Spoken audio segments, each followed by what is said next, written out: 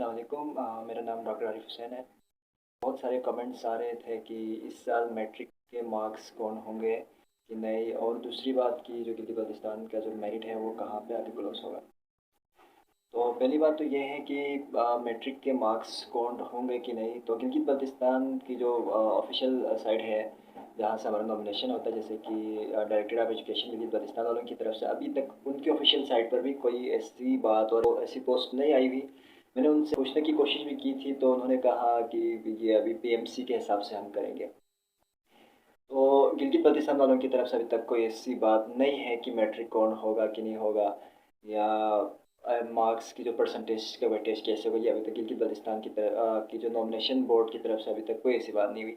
लेकिन जो यूएचएस ने एमडीकेट से पहले अपना एक जो एमडीकेट बुकलेट इशू किया हुआ था, उसमें उन्होंने ये लिखा हुआ था कि 40% फेसी और 10% होगा उसमें मैट्रिक का, और 50% कौन होगा एंट्री टेस्ट का।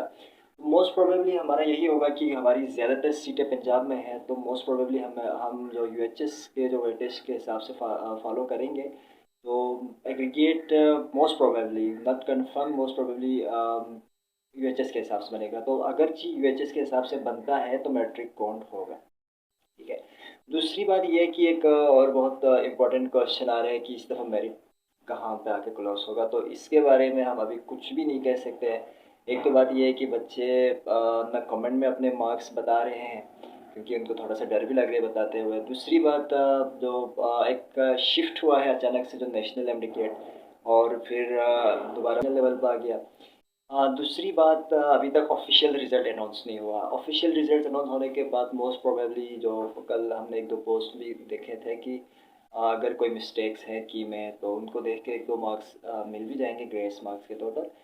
इसके अलावा बहुत सारे जो बच्चे हैं उनके मार्क्स कभी कभार ऐसा होता है कि ऑफिशियल में थोड़ा कम हो जाता है, ऑफिशियल रिज़ल्ट में, या किसी के बढ़ भी सकते हैं।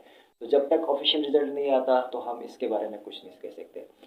और जहाँ तक लग रहा है कि पिछले साल के जो कंपैरिजन में 87 88 तक जो मेरिट क्लोज होगा, इससे जो है ना वो जहाँ तक लग रहा नहीं होगा।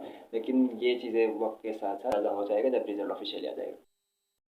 एक और इम्पॉर्टेंट बात ये है कि अभी हमने क्या करना है। बच्चे परेशान है, काफ़ी पूछ रहे हैं सर हमने क्या करना है, कि अभी हमने रिज़ल्ट कहाँ भेजना है, क्या करना है। अभी आप लोगों ने सुकून से वेट करना है, ठीक है। जब ऑफिशियल रिज़ल्ट आएगा, ऑफिशियल रिज़ल्ट आने के बाद जो director of education and colleges Gilgit Baltistan की वेबसाइट पर भी आ जाएगा कि आप लोगों ने नॉमिनेशन के लिए अप्लाई करना है, ठीक है। अप्लाई करने के लिए आपने क्या करना है, ऑनलाइन अपना अकाउंट बनाना है। उसका लिंक मैं आप लोगों को डिस्क्रिप्शन में या कमेंट में दे दूंगा, कैसे बनाना है वो ऑलरेडी वीडियो बनी हुई है, ठीक है। अपना अकाउंट बनाने के बाद ऑनलाइन आप लोगों ने अप्लाई करना है with your priorities, priority wise, जैसे कि आपने जिस कॉलेज को प्रियोरिटी देना है उसी हिसाब से आपने अपना ऑनलाइन अप्लाई करना है।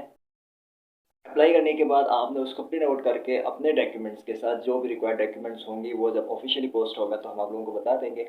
वो सारा आप लोगों ने प्रिंट आउट करके आपने जमा करना है Gilgit Baltistan director of education colleges के ऑफिस में। गिलगित में भी और सिकरदू में भी ऑफिस है उनके, आप वहाँ जमा कर सकते हैं। और कुछ जैसे महीना डेढ़ महीने के बाद उसका ऑफिशियल लिस्ट लग जाएगी, फिर आप लोगों को अंदाज़ा हो जाएगा। एक और बात, ठीक है, कुछ मैसेजेस और कमेंट्स ऐसे भी आ रहे हैं कि प्राइवेट मेडिकल कॉलेजेस का क्या सीन है। तो प्राइवेट मेडिकल कॉलेजेस का सीन ये है कि जितने भी पंजाब में, सिंध में, केपीके में, या जहाँ भी प्राइवेट मेडिकल कॉलेजेस है, पहले ये होता है कि जितने भी हमारे पास गवर्नमेंट मेडिकल कॉलेजेस है उनके एडमिशन्स पूरे हो जाते हैं। जब उनका एडमिशन होगा फिर प्राइवेट मेडिकल कॉलेजेस का एडमिशन शुरू होता है, ठीक है। तो उसमें भी आपके पास मेरिट वाइज एडमिशन ही बनता है, और उनका इंटरव्यू होगा अलग, उसके लिए अलग से अप्लाई करनी होगी, इंटरव्यू के मार्क्स भी है, ठीक है। तो उसकी जो मेरिट है, मैंने शायद एक पोस्ट में तस्वीर सेंड की हुई थी कि क्लोजिंग मेरिट जो प्राइवेट मेडिकल कॉलेजेस का, वो उस हिसाब से आप लोग कर सकते हैं, और वो हो जाएगा आप लोगों का आराम से, ठीक है। और बहुत सारे बच्चे पूछ रहे थे कि सर अगर हमारा पाकिस्तान में नहीं होता तो क्या हमें बाहर जाके एमबीबीएस करना चाहिए कि नहीं करना चाहिए। तो इसके बारे में मैं सिर्फ आप लोगों को यही बताऊंगा कि यही है कि अगर आपका शौक़ है कि मुझे एमबीबीएस करना है, एमबीबीएस आपका जुनून है, तो आप लोग कर लेंगे, बेशक ठीक हो गया। लेकिन अगर आप लोग ये समझ रहे हैं कि एमबीबीएस करने के बाद मैं पैसे कमाऊंगा, एमबीबीएस करने के बाद मेरी इज्जत होगी, अच्छा एमबीबीएस करने के बाद सुकून है लाइफ, तो ऐसा नहीं है। आप लोगों को बाहर जाने के बाद भी पहले तो आपको एमबीबीएस कंप्लीट करना पड़ेगा। एमबीबीएस करने के बाद वापस आके आप लोग को पीएमडीसी या पीएमसी का नेप एग्ज़ाम या एनएलई जो भी हो उसके देना पड़ेगा। वो पास होने के बाद आप लोग को होल जॉब करनी पड़ेगी। ठीक है, फिर पार्ट वन छाड़ बहुत लंबा चक्कर है, तो उसके लिए काफ़ी टाइम लगेगा। सिंपल ही बात यह है कि अगर आपका बहुत ज़्यादा शौक है, आप इसके बगैर दुनिया में नहीं रह सकते, फिर कर लो। नहीं तो I will not recommended private foreign से करके आना। ठीक है, प्राइवेट भी मेरे ख्याल से नहीं करनी चाहिए, क्योंकि बहुत सारे फील्ड्स है यार दुनिया में, बहुत सारे फील्ड्स। ज़रूरी नहीं है कि आप सिर्फ एमबीबीएस करें।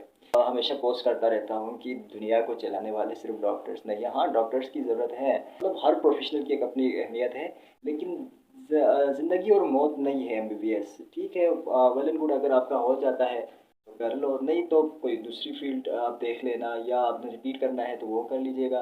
नहीं तो आप आराम से दूसरी कोई फील्ड में चले जाए और वहाँ से अपना बेस्ट दे दें। जिस फील्ड में चले जाए वहाँ पर अपना बेस्ट लेना है, तो दुनिया में कोई भी मुश्किल नहीं है।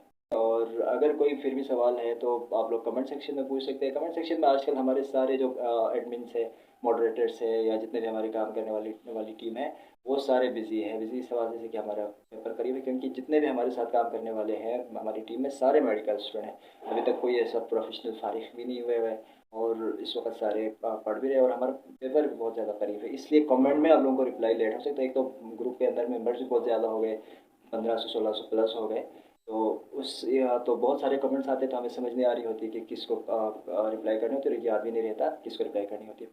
एक और बात यहाँ पे मैं आखिर में बता दूँ कि अगर आप लोग अपने रिश्तेदारों को या कज़न्स वगैरह को ग्रुप में इनवाइट करना है, तो आप लोगों ने सिर्फ गिलगित बल्तिस्तान के जो रहने वाले हैं, जिसमें पेरेंट्स हैं, टीचर्स हैं, स्टूडेंट्स हैं, फ्रेंड्स हैं, जो भी है, आप गिलगित बल्तिस्तान के रहने वाले हैं, सिर्फ उनको इनवाइट कीजिएगा। क्योंकि हमने जो है ना इस ग्रुप को सिर्फ गिलगित बल्तिस्तान के स्टूडेंट्स के लिए बनाया हुआ है। तो हम अगर ग्रुप को ग्रो कराना चाह रहे हैं तो ग्रुप के लिए तो हमारा तो फ़ायदा है कि बहुत ज़्यादा मेंबर्स आ जाएंगे, क्योंकि ग्रुप बढ़ जाएगा।